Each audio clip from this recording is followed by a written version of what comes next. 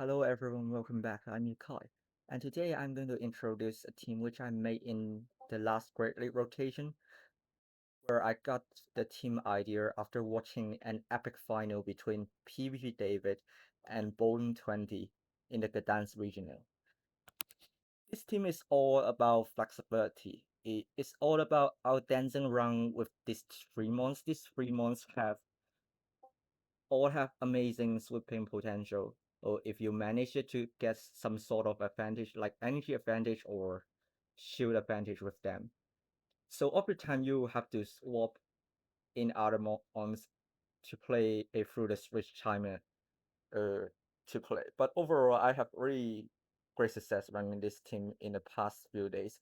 I also managed to hit 3,300 ELOs last night with this team. Without further ado, let's see how this team works in action. So coming to the first match, it's a very good lead with Shadow Caesar against Shadow Bomber's No. Opponent saves off into Blastoise. I have an okay response with third and back. But with that said, this Trailblaze will not KO Blastoise as it is bulky, so I was undercharged to get more farm with the third here after shooting once. We do get a full farm down before they get off their third Hydro. And once Abomasnow coming in, I'm going to unleash is my starter energy as two slips here. This will for sure get one shield go back here if they want to preserve this Abomasnow. They do. They got the full farm down here. We can come in Caesar to absorb the energy.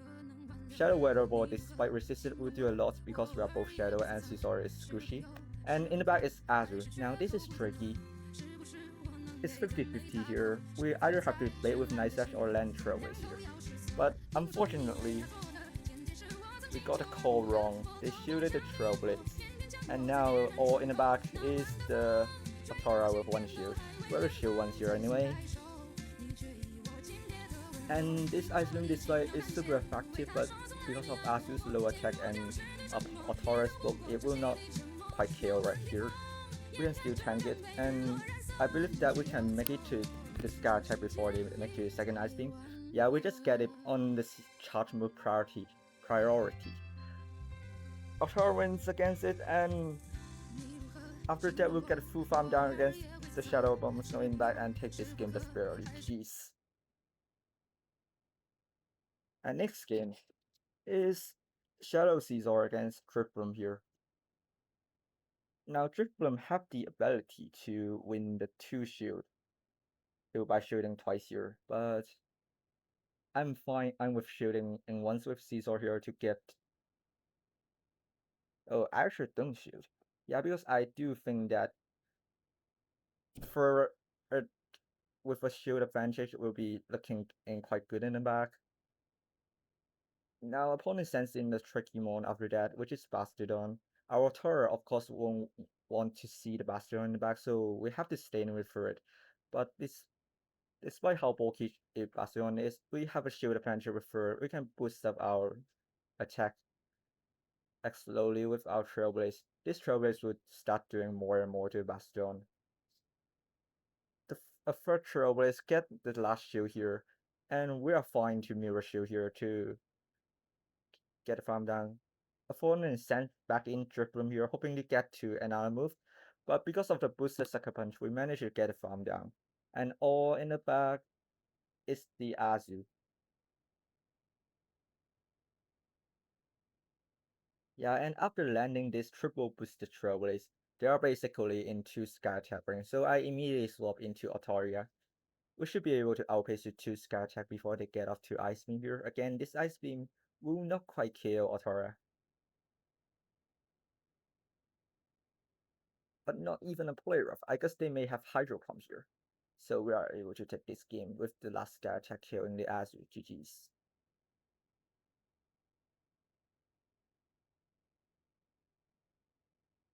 Next game. Shadow Caesar into Shadow Mightyena. Now there's certainly 100% and a weekly tap in the back, so we have to swap out here after getting one shield here to lure out the wiggles in the back. Otherwise, we'll just get completely destroyed. But opponents have as the smart idea here. They are expecting we are weak to the Wickles in the back with Caesar lead. So they decide to save the Wickles in the back and send it to X here. And yeah. We successfully shoot the Earthquake here and we take back switch. And in the back is indeed the Wiggles. We get to a double booster swift here. This do some meaningful damage to the Altaria. No, to the Wiggles, I mean. And we come in Caesar here.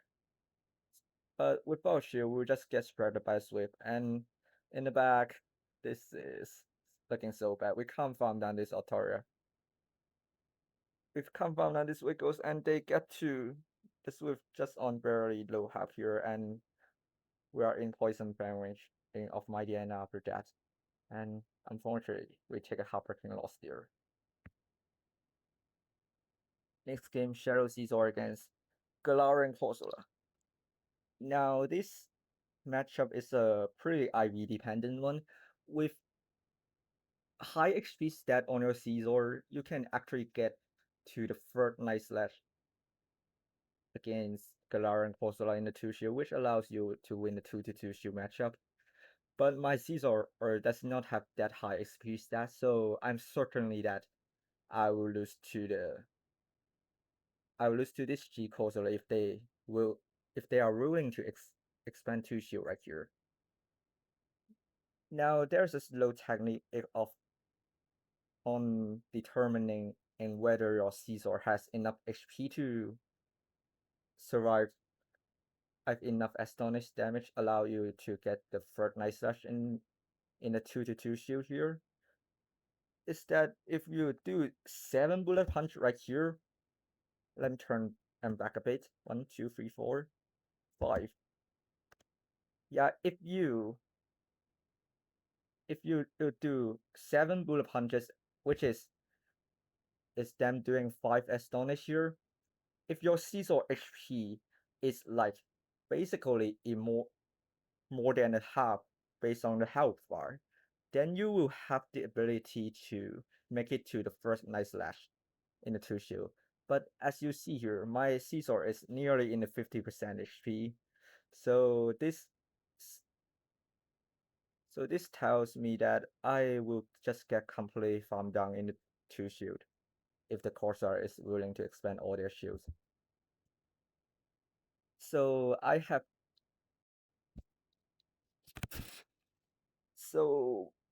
yeah, I will get the 2 shield here and they will just get the full farm down here without throwing a move. I come in with my third here to absorb the NG. Opponents wanted to save this in the back and just swap into their Azu. This is looking so good for us because our Tora getting to avoid this Azu in the back. Oh no shield here because this is for sure an Ice Beam. Do need to move here anyway, so they will for sure go for the lower NG Ice Beam but instead of Play Rough. I should no shield here because Azu is already low on health. I can get a full Drain Breath down, and also in the back in there is their Altaria. Now we should be looking decent in here. Because I think we can shield one Scar attack and no shield this because we need to save the shield for the Galarian Corsola back. And we can just barely get a Drain Breath down here. And now we have to watch whether it's the Azu coming back in or the Galarian Corsola. We don't have enough health to survive a single Astonish, but we have enough health to survive a certain bubbles. So if it's the Azu coming back in, we need to farm up to 2 Scar attack until we throwing them. But if they are coming in with their G Corsola, we have to throw one Germ Breath and throw our Scar attack before the Astonish damage actually register. So this is a pretty close and exciting endgame right here. And let's see. Out comes the Azu. We farm up to back-to-back Scar attack, and this Scar attack will knock out this Azu. And we have the another one for the E Corsola in the back. they have basically 100 energy here, but it doesn't matter. They don't have to start this sky attack. Otaro will win charge attack priority anyway, and with careful energy management here, we are barely able to take this game. GG's. And next game, again another Galarian Corsola lead, but this time I am planning to play a little bit different. I throw again 7 Astonish here. No, I mean 7 Bullet Punch here. Now I am basically in the yellow health because this Corsola seems to have a bit higher attack than the last one. So since I don't think I have the ability to survive enough Astonish damage to get to the first Night Set here, I will get one shield here and do one Bullet Punch, swap into third, get a catch and a Sucker Punch again. Which one waste my opponent's energy and two preserve a shield for our Caesaring back. Now opponent comes in with Prime here, they no shield the first wave, and they throw here on CMP. I know if I shield once here, I can for sure get their last shield because they don't want to waste nearly 100 energy on this primate. And since they've thrown CMP here also, this is for sure either an Ice Punch or a close combat. So this is a really safe shield right here. It is indeed a close combat, and we'll throw the Swift here afterwards. This will get the last shield here. And all that's left. And they are willing to throw the Rage Fist here. Now, if I consistent farm down here, Primate will come out with a move which will either KO my Caesar or do a ton of damage against my Autoria. I don't want that to happen, and otherwise I have to waste a shield or avoiding that instead. But I don't want either situation happening. So after the Rage Fist landing, I'm actually going to immediately swap out into my Caesar here, one Bullet Punch and snipe down on the Primate and all their energy, and out comes back in the Galarian Corsola here. They eat a nice that and come back and come in with their last one, which is Azu to get a free bubble head start.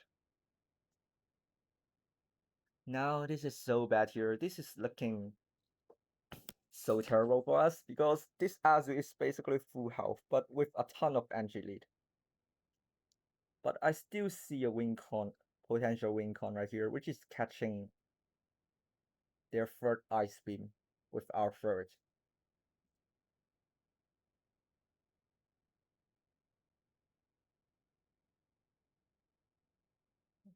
Now, so they are one bubble away. We throw 2 Drum Breath and get a catch. This will save us this game. Because of that catch, we are able to make to the last second Sky Attack here to knock out the Azu. And at last is the fast attack race. We are able to farm down the Galarian Corsola and take this game. GG's.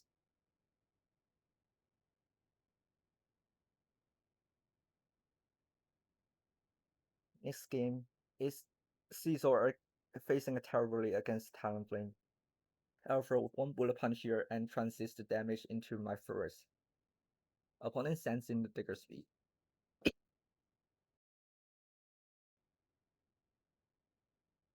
Now, because on leaderboard ELO, I know indeed my opponents have double ground on backline in this time.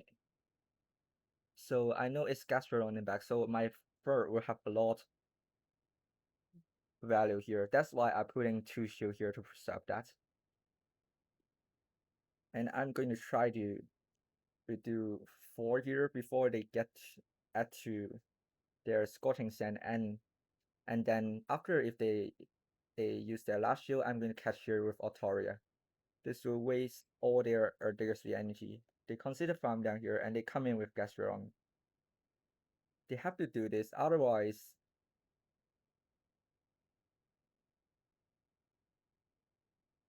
their Gastron is basically useless with how much energy our fur has. But all we need to remember is always throw O when we have back-to-back moves. In this way, we can and instantly throw O the move before the anything gets your move when it comes back in. Opponent left their Gastro going down here, and now coming with back in with Talonflame. Now I accidentally do a misplay here. Let me turn way back here. Now after I do this scout attack, I was planning to do one Dragon Breath and then swap in my first. I'm one Sucker Punch away from the sweep. So okay, including switch cost one turn, it's a totally 4 turn for me to get off the swift here, but I accidentally do one Dragon Breath more. So that's why it's becoming a CMP here. So this is looking pretty bad after that terrible misplay.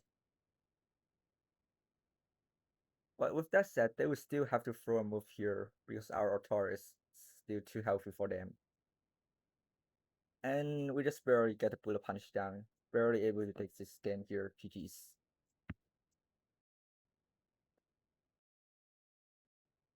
Hopping in the next game. Caesar against Alone Merrick. I will guarantee lose the 2 shield here if they are willing to use it. And plus I have 2 battle arms in the back, also I'll just swap in for it here. And they are not swapping out, so I throw a swift to chip down it. After that, they eat a swift and then they come in with Crossfire. This is so bad because with the Muscle damage doing to us, this will probably means that, yeah, Crossfire will get a farm down here after landing 1 EQ. And then, yeah, we'll have to give up of shield here, certainly.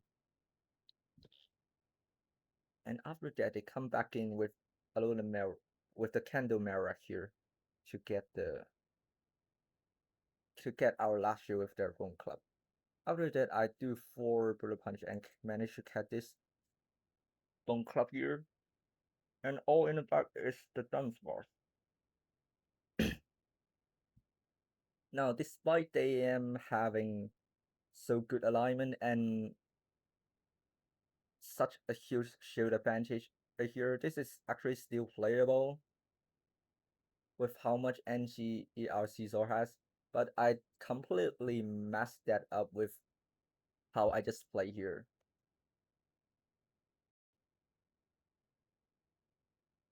So let me turn way back here.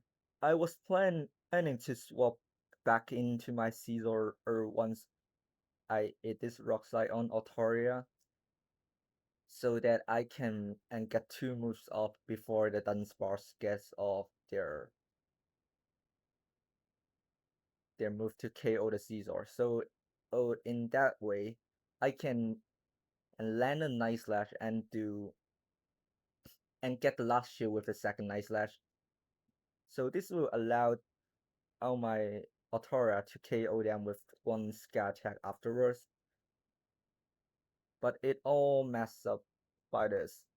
My switch clock is not quite up, so this means that my switch costs 1 turn here. And because of that, I accidentally, by not realizing that, I throw 2 here. This end up being in a CMP right here. And now, instead of being able to land 2 charge attack into this Dunsparce, we only get to land 1.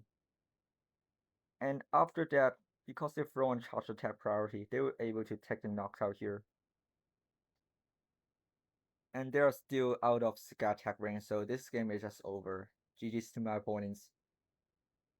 Terrible misplay by me at the end of the game. Maybe I will have a chance here if I just throw my move immediately. Coming to the next game. Digger's being late. I'll throw 5 here on Caesar and try to catch a fire punch. And this way, I save a bunch of energy on the Caesar and wasting the Diggersby energy because they will still need 2 moves to take the knockout against Arthur. They farm back up to a fire punch and then now coming in with the Corviknight here.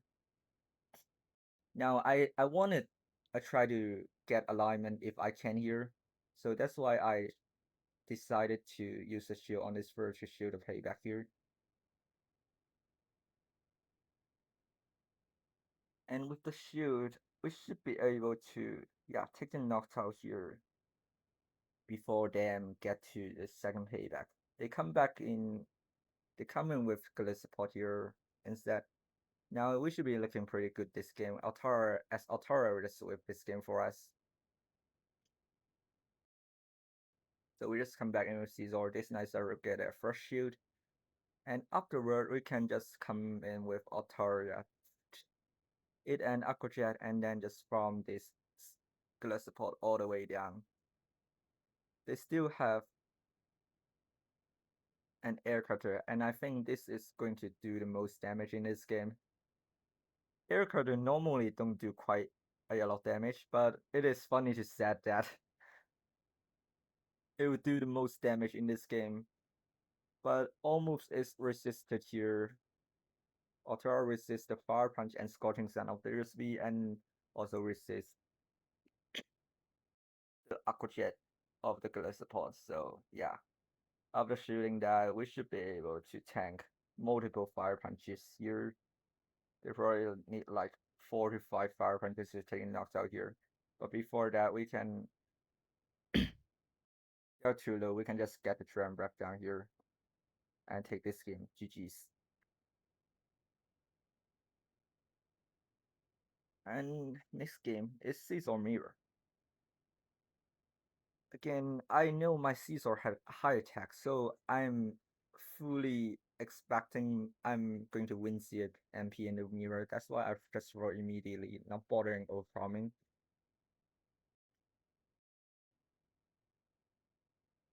Opponents and Sims don't have much faith on their Caesar, so they will catch the next nice slash on their Azu instead to preserve energy on the Caesar.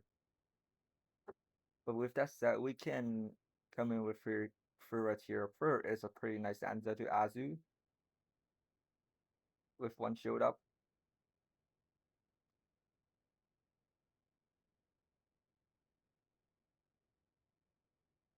Shield and move to preserve some health here. And now out comes the Caesar. This Trailblaze will not quite take the knockout, and all in about is the K-Whack. Is the Shadow Malwhack. This will not get the last shield here, but instead we will do a tons of damage. And afterward we do a heartbreaking catch of the rocks like at the end and just farm down the Shadow Malwhack here. GG's to my opponents. And out comes the last game of the day. Shadow Caesar in the Shadow Drapion. We can just guarantee win this lead matchup by shooting twice here. So that's what I would do. Shooting Aquatail here, not a problem. We can throw our Trailblaze on CMP right as they are getting to their second Aquatail here.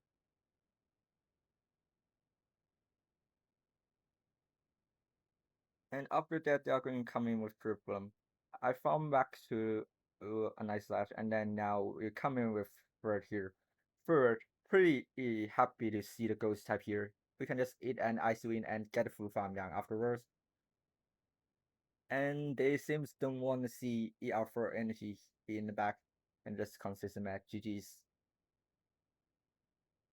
And that's all the battle for today.